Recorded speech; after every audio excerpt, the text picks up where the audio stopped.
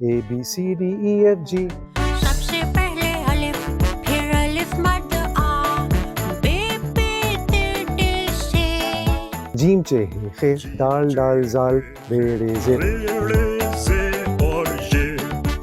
पक्के दोस्त जो बच्चों के लिए आपने बनाया है सारा, ये बच्चा आपके अंदर पहले से था या ये बाद में किसी वक्त आपके अंदर दोबारा दाखिल हो गया?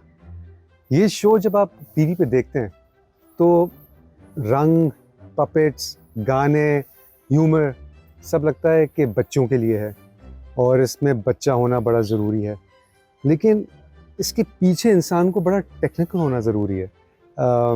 अगर आपको बच्चों के लिए क्रिएट करना पड़ता है कुछ, तो जो कुछ आपने सीखा होता है ज़िंदगी में सब कुछ निकाल के फेंकना होता है, वापस अपने आप को उस तरह ट्यून करना पड़ता है कि आप बच्चों की तरह सोचना शुरू कर दें। और साथ साथ टेक्निकली इसमें बड़ा आपको साउंड होना ज़रूरी है कि बच्चों के जो गाने हैं वो एक अपनी साइंस है कि गाना कितना लंबा होना चाहिए, बच्चों का अटेंशन स्पैन कितना होता है, और रंग क्या अच्छे होंगे, स्क्रिप्ट क्या होना चाहिए। तो ये सब चीज़ें, वहाँ से बच्चों से प्यार करना बड़ा ज़रूरी है, बच्चा होना ज़रूरी नहीं है। अच्छा, तो सर ये बताएं कि पुतलियों का इंतखाब क्यों आपने किया? दौर तो एनिमेशन का है, ये एनिमेशन के जरिए भी बात आ सकती थी। पुतलियों का इंतखाब आपने क्या किया? कोई माजी से जोड़ रहे थे रिश्ता, क्या कर रहे थे? जी, पपेट्स जो है ना, इनका इंतखाब इसलिए, एक तो क्योंकि पपेट्स हज़ारों साल से चलते आ रहे हैं और हज़ारों साल चलते रहेंगे, ये कभी आउटडेटेड नहीं होंगे। एनिमेशन अब शुरू हुई है, हर कोई एनिमेशन की तरफ जा रहा है, लेकिन जो मेरी असली इंस्पिरेशन थी वो सेसमी स्ट्रीट थी और जिम हेंसन का काम मैं बचपन से देखता आ रहा था।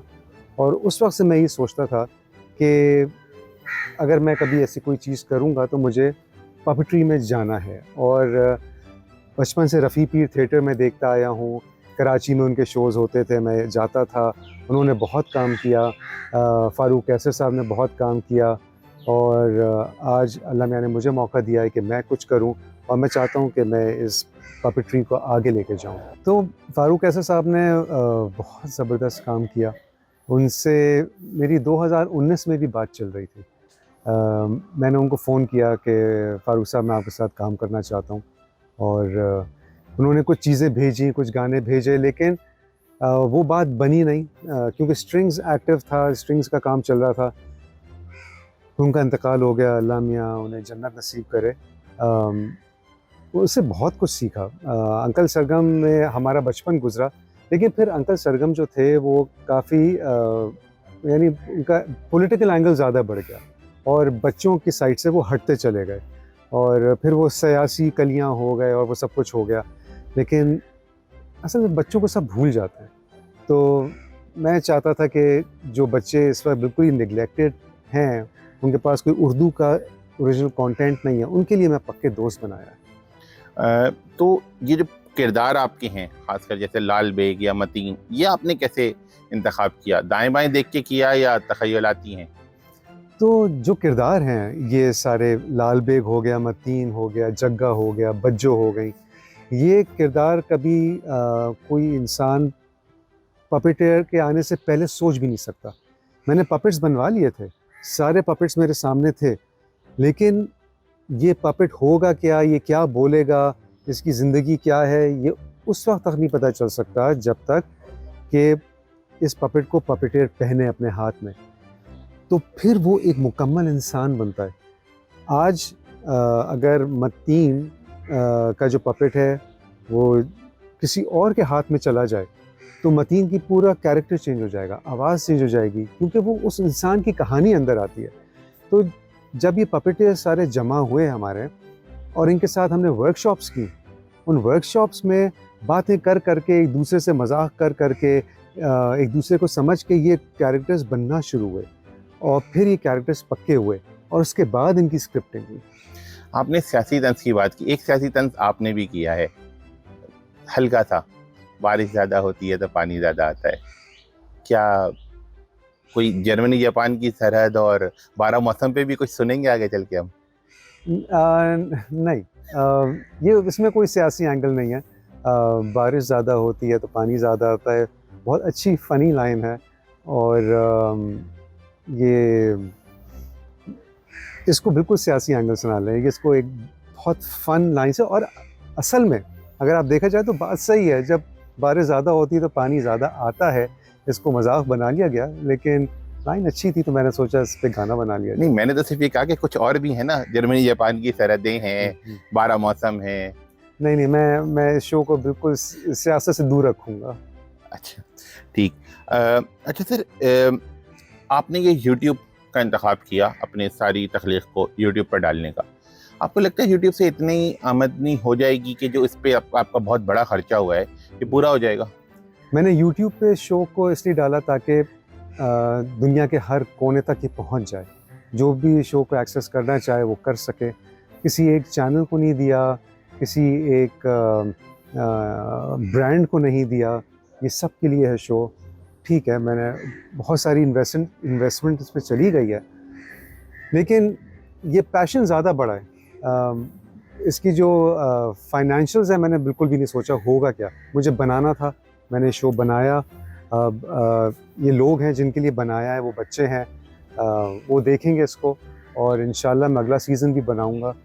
तो फाइनेंशियल्स मेरे दिमाग में बिल्कुल भी नहीं थे कि मैं किस तरह कमाना है। अच्छा, आपने सियासी तंज से दूर रखने की बात की, तो इसीलिए अनवर मकसूद साहब लगता है इसमें इन्वॉल्व नहीं है?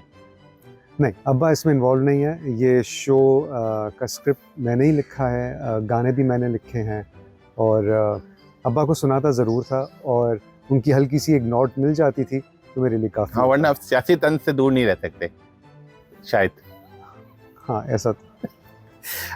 अच्छा सर, एक एतराज़ वाहिद जो आया है इस पे कि जब ये चल रहा है यूट्यूब पे तो इसमें रोमन में उर्दू लिखी हुई है। बहुत से लोगों ने कहा कि ठीक है, रोमन की ज़रूरत है, मगर आप एक उर्दू भी साथ में लिख देते तो वो भी बेहतर होता। आपका क्या कहना है? जो रोमन में लिखा हुआ है ना, हमारे पास उतनी ही स्पेस है, क्योंकि जब आप पपेट स्क्रीन पे आते हैं तो वो स्क्रीन का निचला हिस्सा जो है वो ज़्यादा ऑक्यूपाई करते हैं, तो वहाँ पे दो लाइनें की जगह नहीं होती, एक ही लाइन की जगह है। मेरे पास ऑप्शन था, या तो मैं उर्दू में लिखूं या फिर मैं रोमन में लिखूं, लेकिन अगेन आजकल लोग रोमन में जब लिखा होता है उर्दू, वो ज़्यादा रवानी से पढ़ लेते हैं बजाय उर्दू का अगर ख़त लिखा हो। तो मेरा काम था ये गाने याद कराना बच्चों को, चाहे वो हरूफ तहज्जी हो, चाहे वो इतवार पीर मंगल हो, तो और अगर वो रोमन में पढ़ के गाने याद कर लें तो वो भी मेरे लिए ठीक है। अच्छा, इतवार पीर मंगल और हमें याद आया अलिफ, आपने इसमें हरूफ तहज्जी उर्दू के उसमें आप कह रहे थे बहुत वक्त लगा आपको उसकी ट्यून को बनाने में, थोड़ा सा बताएंगे हमारे देखने वालों के लिए? हरूफ तहज्जी मेरे लिए सबसे बड़ा चैलेंज था, क्योंकि उर्दू के जो ये अल्फ़ाबेट्स हैं हरूफ तहज्जी, इनका स्ट्रक्चर ऐसा है कि ये किसी ट्यून में बैठना बड़ा मुश्किल है।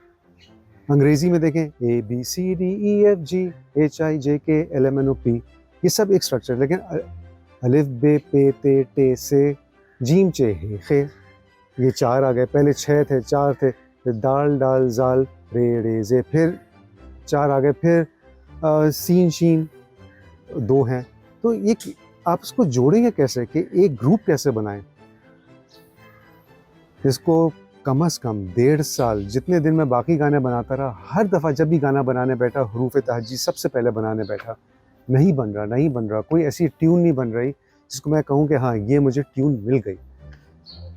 1.5 साल के बाद एक दिन सुबह ही जैसे बैठता था काम करने, जब ये ट्यून मिली मुझे, तो मेरी ज़िंदगी का मेरे ख्याल से वो सबसे अच्छा दिन था। मैंने कहा कि एक ज़बरदस्त आइडिया क्रैक कर लिया है, और फिर वो ट्यून मैंने सबको सुनाई घर में, और सब ने अप्रूव की कि हाँ बिल्कुल कैची है, कोई इशू नहीं है इस ट्यून में, और एक रवानी में चीज़ें याद हो रही हैं। मेरे ख्याल से बच्चों को हरूफ तहज्जी कब बनाई गई थी, कब लिखी गई थी, आज पहली दफ़ा इंशाल्लाह एक ट्यून में उनको याद होगा ये। ठीक सर, आपने कहा स्ट्रिंग से काम चल रहे होते थे तो ये पुतली तम वाला काम नहीं हो सकता था, तो फैसल कपाड़िया को इस पे एतराज़ सा करने पे, या दूसरी चीज़ें और थी? और क्या अब आप वापस कभी जाएंगे पुरानी मौसीकी की तरफ जो आप करते थे?